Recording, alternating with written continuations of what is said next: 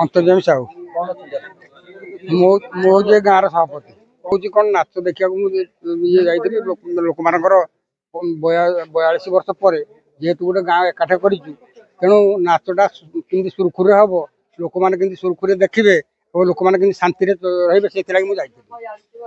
नाच देखा मोर उद्देश्य जदिव नुहे गाँव शांति श्रृंखला रक्षा करने उद्देश्य मुझे गला बेले मुझे देखिली जो पाटितुंड है मुझे बाहर चौकी बसती जो आसली आसला बेलू देखिली से स्त्री लोक से टोकाटा देहुरी कि देहुरी ता ना मोर मन पड़ूनी चिन्ह कि ना मन पड़े आउ स्त्री लोक ये समस्ते गंडगोल कर लगी आ सरपंच को से आम जो ये लिपु बाबू को कलर धराई आ पुलिस की सी बाड़े छाड़ी ना पुलिस धक्का मारी आई समय मत भी धक्का मारिदे जो मुझे आसिक खसी पड़ी खसी पड़ा द्वारा मो अंटा भी पिड़ा आज भी डाक्तर मैंने घटना देखिए प्रति आम कौन प्रकार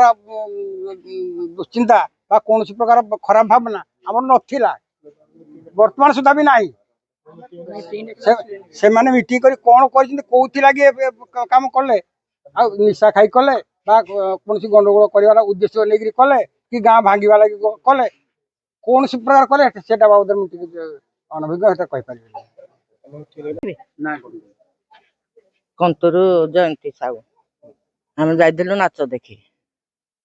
42 वर्ष एकाठ हेले आउ नाच होउला जात्रा है भलरे हेटू 2 राति गला शेष राति कर माले मूली पीक कर गंडोलिया हेटू गंडोलिया करना हेटू लेडीज मनुष्यटा हेटू आम पाखे बहीला धरू नंगला मुतरा ना दबुला बाउंश बुंश खोलिकी हेटू खुलसीटा को आगे आइला हेटू आम जो सरपंच ता छुआटा को जाइला करवा सामान करदेव बोली हेटू सीए ताकू भी कलर धरीला बालचटी धना रांपी रुंपा देती आ सस्मिता देहरे अच्छा कौन है यात्रा संक्रांति जो समस्ते पिला जाइए आम पिला सब देखुले नाच समस्ते नाच डांस करते क्या किसी कहले आम छोट हाथी देखी मो सान भाई छोट भाई रखी जा इच्छा माइले मुझे कहली छड़ाई मत धक्का धुकी मारिकी सारे मो जीवन रक्षा करने मोर तक पेली देट सारे जहाँ आसिक घरे शुइलु आम पुआ मैंने गले बंध आड़े शुइले आम घर मो सान भाई छुटिया भाई को एडू आसिक घरे शुइलु एडू सरपंच पुआ पुलिस 2टा धरिकी 2टा गाड़ी सी आसिकी घरे जाइचा माने भाषा गाड़ी गुलाज करिकी एडू मत माने भाषा जात कहले कहले एडू मो सान भाई को डाकिली मत बाड़ेला को मो सान भाई मैंने सब आसिला डाकिला को जाइचा गुरु गाई को भाया बाड़ेले से सार माइले मत जो सरपंच पुआ जाने माइले मत मुझे कहली मारनी एमती पेली देली हाथ में से पेली देला से गला आम भी आम घर को आसिलु पुलिस सारे मो हाथटा डेणा को धरिकी तो खाची देले कहली छाड़ छाड़ से तो खाची देले कहली छाड़ मत छाड़ एटू सारे एटा किसी कहलेनी एटू आम आम घर को छुआरा सब आइलु मन अमरेश साहू आज्ञा देखो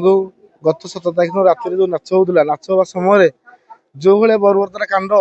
देहुरी फैमिली करिसेंती ताकू तो आम कहवा बहुत दुखर कथा कारण से माने जो जगार आम नाच चलता से जगार जो भाई कांड कर पूर्व दिन भी करते से दिन भी कले समस्त ग्रामवासी भी देखी बाद भी सी जो व्यवहार भी पुलिस प्रति कर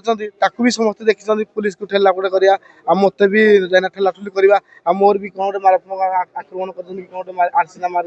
कटि जाए मोर से कौन से कौन आना कटि मारी भी से भाया भी कांड कर प्लस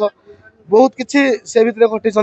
भी आम समाधान करने बाट बार्क आम ग्रामवासी समस्ते बसी काली गत काली रात भी आम डाकिलु आसतु किसी बसिक ना आलोचना करवा भी से अमान्य कले ना काली आम आम ग्राम कमिटी की जावाक चाहूँ कि गाँव को आम मानने चाहूँ से भी से कांड राजी है ना आज्ञा देखो उद्देश्यमूलक भाव से जो अभियोग कर मोर ग्रामवासी उपस्थित अच्छा ग्रामवासी की पचारतु ग्राम सभापति भी मो सहित थे से समय ग्राम सभापति भी मो सांगे जाते आम ग्राम मुख्य कमिटी मान भी से जाते समस्त सम्मुखें ए घटना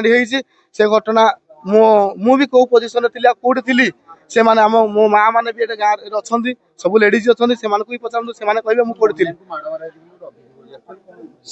ସେଇ ଆଜ୍ଞା ଶୁଣନ୍ତୁ, ମହିଳାକୁ ମାଡ଼ ମାରିବା କଥା ମିଥ୍ୟା, ଏ ସମ୍ପୂର୍ଣ୍ଣ ମିଥ୍ୟା। ଇଏ ଗୋଟେ ଉଦ୍ଦେଶ୍ୟମୂଳକ ଭାବରେ ଆକ୍ରମଣ କରି ମାନେ ସେ ଆକ୍ରୋଶ କରି ଏ ଘଟଣା ଘଟିଛନ୍ତି। କାରଣ ଏଥିପାଇଁ ଯେ 42 ବର୍ଷର ଯୋଉ ଗାଁ ଏକାଠି ତାଙ୍କ ଦେହରେ ଗଲା ନାହିଁ, ଯାହା ଫଳରେ ସେଇଭଳିଆ ସେ କାଣ୍ଡ କରିଛନ୍ତି। ଆଉ ଦ୍ୱିତୀୟତଃ ଅଭିଯୋଗ କରିବାଟା ଯେ ଏମିତି ଆମେ ବସିକି ଇଏ କରାଇ ସିଏ କରାଇ, ସେ କଥା ଲୋକମାନେ କହିବେ, ସମସ୍ତେ ଥିଲେ ସେଇଠି, ସେମାନେ କହିବେ ନା କଣ ହେଇଥିଲା କଣ ନାହିଁ ବୋଲି। ମୁଁ ମମତା ସାହୁ କନ୍ତୁରର। ମୁଁ ଯାଇଥିଲି ନାଚ ଦେଖି, ତାପରେ ଆମେ ଲେଡିଜ ଜେଣ୍ଟସ ଏମିତି ମଝିରେ ଗୋଟେ ପାଠ ଥିଲା, ମୁଁ କେମିତି ସାଇଡରେ ବସିଥିଲି। ତାପରେ ଏମାନେ ଅଶ୍ଳୀଳ ଭାଷାରେ ଏମିତି କଥା ଲେଡିଜ ମାନଙ୍କୁ କହୁଥାନ୍ତି ଯୋଉ ନାଚବାଲିର। ତାପରେ ସେମାନେ ବାରମ୍ବାର ଠିଆ ହଉଥାନ୍ତି, ନାଚ କରୁଥାନ୍ତି। ତାପରେ ଆମର ଯଦି ଭଲାଣ୍ଟିୟର ମାନେ ବନ୍ଦ କରିଥାନ୍ତି, ପୋଲିସ ଭାଇ ମାନେ ବି ଆସିକି ବନ୍ଦ କରିଥାନ୍ତି, ତଥାପି ମାନୁ ନଥାନ୍ତି। ତାପରେ ଏମିତି ତାଙ୍କ ଭିତରେ କିଏ ଦିଟା ପିଲା ଏମିତି ଗଣ୍ଡଗୋଳ ହେଲା। ତାପରେ ଯୋଉ ଲେଡିଜ ଜଣକ ସେ ହିଆଡେ ବସିଥିଲା, ଆସିକିରି ଧଡେଇକିରି ଆଇକିରି ପୁଲିସ ମତେ ବାଉଁଶ ଭାଙ୍ଗି ଦେଇକିରି ପୁଲିସ କୁ ଯାଇକିରି ବାଡେଇଲା। ତାପରେ ଲିପୁକୁ ମଧ୍ୟ ନାପି ରୁପା ଦେଲା। ଲିପୁ ତାଙ୍କ ପୁଅକୁ ଧରିକିରି ବି ଆସିଥିଲେ, ସେ ପଛଆଡେ ଦେଖୁଥିଲେ। ତାପରେ ସେ ଲେଡିଜ ଜଣକ ତ ଏକୁଟିଆ ଯାଇକିରି ମଝିରେ ବସିକିରି ଠିଆ ହେଇକିରି ଏମିତି ଗଣ୍ଡଗୋଳ କରେଇଛି ଆଉ।